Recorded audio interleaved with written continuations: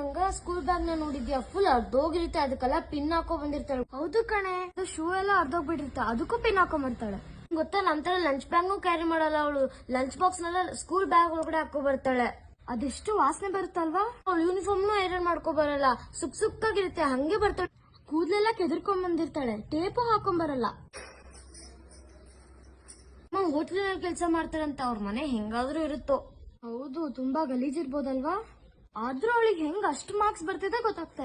ಕಣೆ, ಅದ್ ನನ್ಗೂ ಗೊತ್ತಾಗ್ತಿಲ್ಲ. ನಾವ್ ಎಷ್ಟು ಕಷ್ಟಪಟ್ಟು ಹೋದ್ರು ನಮ್ಗೆ ಅಷ್ಟು ಮಾರ್ಕ್ಸ್ ಬರಲ್ಲ. ಏನಿದು, ಏನ್ ಮಾತಾಡ್ತಿದ್ದೀರಾ?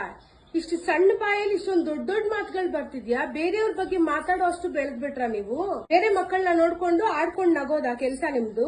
ಅವಳು ಹರ್ದೋಗಿರೋ ಬ್ಯಾಗ್ ತಗೊಂಡ್ ಬಂದು ಚೆನ್ನಾಗಿ ರೆಡಿ ಆಗಿಲ್ಲ ಅಂದ್ರೂ ಓದೋದ್ರ ಕಡೆ ಗಮನ ಕೊಡ್ತಿದ್ದಾಳೆ.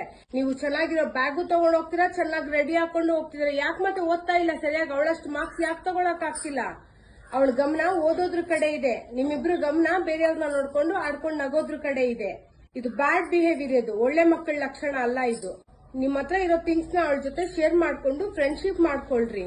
ಚಿನಿ, ಇನ್ನೊಂದ್ಸಾರಿ ಈ ತರ ಎಲ್ಲ ಮಾತಾಡ್ದೆ ಅಂದ್ರೆ ಕಪಾಳ ಕೊಡಿತೀನಿ, ಹಲ್ಲುದ್ರಿಸ್ಬಿಡ್ತೀನಿ, ಹೇಳಿದೀನಿ ಕೇಳ್ಕೊ. Sorry mummy. Sorry aunty. ಸರಿ, ನಿಮ್ ಗಮನ ಓದೋದ್ರ ಕಡೆ ಇರ್ಲಿ. ಇನ್ಮೇಲೆ ಅವರು ಇವ್ರನ್ನ ನೋಡ್ಕೊಂಡು ಆಡ್ಕೊಂಡು ನಗೋ ಕೆಲಸ ಮಾಡ್ಬೇಡಿ, ಇದು ತಪ್ಪು.